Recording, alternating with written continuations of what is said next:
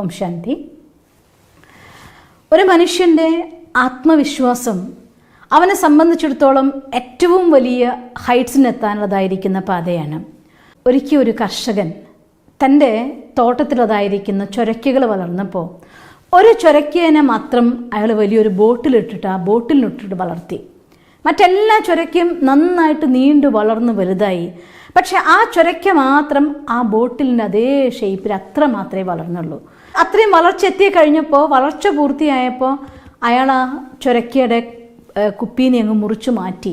പക്ഷെ അപ്പോഴും ചൊരയ്ക്ക ആ ഷേപ്പിൽ തന്നെ വളർന്നു നിൽക്കുകയായിരുന്നു. ഇതുപോലെയാണ് പലപ്പോഴും മനുഷ്യൻ്റെ മനസ്സിലെ വിചാരധാരകളും. കുട്ടിക്കാലത്ത് നമ്മളറിയാതെ നമ്മുടെ ഉള്ളിൽ ചാർത്തപ്പെടുന്ന കുറേ ലേബൽസ് ഉണ്ടായിരിക്കും. നീ അങ്ങനെയാണ്, നീ ഇങ്ങനെയാണ്, നിൻ്റെ അച്ഛൻ ഇങ്ങനെയാ, അമ്മ ഇങ്ങനെയാ, നീ ഈ വീട്ടിലല്ലേ, ഇങ്ങനെ നമുക്ക് ചാർത്തപ്പെട്ടു പോയ ഒരുപാട് ലേബൽസ്.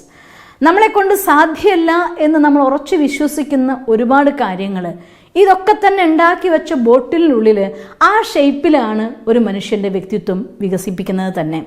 ആ ഒരു ബോട്ടിലിനെ പൊട്ടിച്ചുകൊണ്ട് അതിൻ്റെ മതിലുകളെ തകർത്ത് നീണ്ടു വളരാൻ നമുക്ക് സാധിക്കണമെങ്കിൽ സ്വയം നമ്മുടെ ഉള്ളിൽ തന്നെ ആത്മവിശ്വാസത്തിനെ വർദ്ധിപ്പിച്ചേ പറ്റൂ. ആത്മവിശ്വാസം വർദ്ധിപ്പിക്കാനുള്ള ഒന്നാമത്തെ ടെക്നിക്കാണ് സ്വയം അവനവനെ തിരിച്ചറിയുക എന്നുള്ളത്.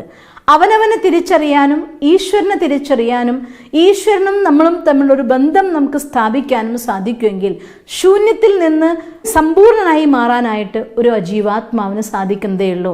പക്ഷെ ആദ്യത്തെ സ്റ്റെപ്പ് ഞാൻ ആരാണ്, എൻ്റെ എന്താണ്, ഈ രണ്ട് കാര്യവും നമ്മൾ തിരിച്ചറിഞ്ഞിരിക്കണമെന്ന് മാത്രം.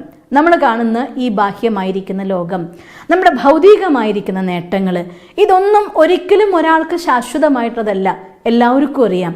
പക്ഷേ ആ നേട്ടത്തിലൂടെ ജീവിച്ചു കൊണ്ടിരിക്കുമ്പോൾ ഒരു ജീവാത്മാവ് ചെയ്ത ശ്രേഷ്ഠമായിരിക്കുന്ന കർമ്മങ്ങൾ, അവരുടെ മനസ്സിലുള്ളതായിരിക്കുന്ന ശക്തമായ സങ്കല്പങ്ങൾ, അതുകൊണ്ട് നമുക്ക് വേണമെങ്കിൽ എത്ര ഉയരത്തിലും ഒരാൾക്ക് എത്തിച്ചേരാൻ സാധിക്കുന്നതേ ഉള്ളൂ. അതുകൊണ്ട് സ്വയം അവനവനെ അറിയുമ്പോൾ, നമ്മുടെ ഉള്ളിലെ ശക്തിയെ മനസ്സിലാക്കുമ്പോൾ, ഈ ലോകം മുഴുവൻ ഒരു ഭാഗത്തു നിന്ന് നിങ്ങളുടെ അടുത്ത് ശരിയല്ല എന്ന് പറയുമ്പോഴും ആ കർമ്മം ശരിയാണെന്നായിട്ടുള്ള പൂർണ്ണ ബോധ്യം ഉണ്ടെങ്കിൽ നിങ്ങൾക്കതിൽ ഉറച്ചു നിൽക്കാനും സാധിക്കും. അവസാനം അത് ശരിയെന്ന് എല്ലാവരും അംഗീകരിക്കുന്ന ഒരു ദിവസം വരികയും ചെയ്യും. അതിൻ്റെ പേരാണ് ആത്മവിശ്വാസം എന്ന് പറയുന്നത്. അതുകൊണ്ടാണ് കൊളംബസ് തൻ്റെ കപ്പൽ യാത്ര ആരംഭിച്ച സമയത്ത് കുറച്ച് നാൾ കഴിഞ്ഞപ്പോൾ കടൽ ചൊരുക്ക് പിടിച്ചും കടലിലെ കാറ്റിനും കഷ്ടപ്പാടിലും പെട്ട് തൻ്റെ കൂട്ടത്തിൽ ഒരുപാട് പേര് മരിച്ചു. എല്ലാവരും പറഞ്ഞു, കൊളംബസിൻ്റെ അടുത്ത് നമുക്ക് തിരിച്ചു പോകാം, നീ സ്വയം മരിക്കുകയും മറ്റുള്ളവരെ കൊല്ലുകയും ചെയ്യും, ഇതെവിടെയും എത്തില്ല എന്ന്. പക്ഷേ കൊളംബസ് തൻ്റെ മനസ്സിനുള്ള ലക്ഷ്യത്തിൽ നിന്ന് അല്പം പോലും മാറാൻ കൂട്ടാക്കിയില്ല.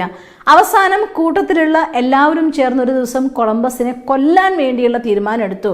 കൊളംബസിന് മനസ്സിലായി അങ്ങനെ ഒരു ഗൂഢാലോചന നടക്കുന്നുണ്ടെന്ന്. അപ്പോഴും അദ്ദേഹം തൻ്റെ ആത്മവിശ്വാസത്തിൽ ഉറച്ചു നിന്നു. ഒരു ദിവസം പ്രഭാതത്തിൽ അവരൊരു തീരം കാണുകയും ചെയ്തു. അപ്പം നമ്മുടെ ജീവിതത്തിൽ എത്ര തന്നെ പ്രശ്നങ്ങൾ ഉണ്ടാകുമ്പോഴും ശരിയായ കർമ്മമാണ് ചെയ്യുന്നത് എന്നതായിരിക്കുന്ന ധർമ്മത്തിൻ്റെ ആധാരത്തിലുള്ള കർമ്മമാണ് എന്ന് നിങ്ങൾ കുറച്ച നിശ്ചയം ഉണ്ടെങ്കിൽ, ഈശ്വരൻ നമ്മുടെ കൂടെ ഉണ്ട് എന്നതായിരിക്കുന്ന 100% അനുഭവം നിങ്ങൾക്കുണ്ടെങ്കിൽ, ലോകം മുഴുവൻ ഒരു ഭാഗത്ത് നിന്നാലും ഒറ്റയ്ക്ക് നിന്ന് പോരാടിയാലും നിങ്ങൾക്ക് ആ ലക്ഷ്യത്തിലെത്താൻ സാധിക്കുക തന്നെ ചെയ്യും. തോമസ് എഡിസൺ ബൾബ് കണ്ടെത്താൻ വേണ്ടി പരിശ്രമിച്ചപ്പോൾ ഒന്നും രണ്ടുമല്ല 10,000 തവണ തൻ്റെ പരിശ്രമം ചെയ്ത ശേഷമാണ് അദ്ദേഹം ബൾബിനെ കണ്ടെത്തുന്നത് തന്നെ. പോട്ടെ 100 തവണ പരിശ്രമിക്കേണ്ടി വരുമ്പോഴത്തേക്കും, 1000 പോട്ടെ 100 തവണയാവുമ്പോഴത്തേക്കും മനുഷ്യന്മാർ മനസ്സ് തളർന്നുകൊണ്ട് ഇനി എന്നെക്കൊണ്ട് സാധ്യമല്ല, എനിക്ക് ചെയ്യാനാവില്ല, ഇത്തരം ചിന്തകളിൽ എത്തിച്ചേരുകയാണ്. പക്ഷേ അന്നും തോമസ് ആൽവ എഡിസന്റെ മനസ്സിൻ്റെ ഉള്ളിൽ കത്തി നിൽക്കുന്ന പ്രകാശം ചൊരിയുന്ന ഒരു ബൾബ് ഉണ്ടായിരുന്നു.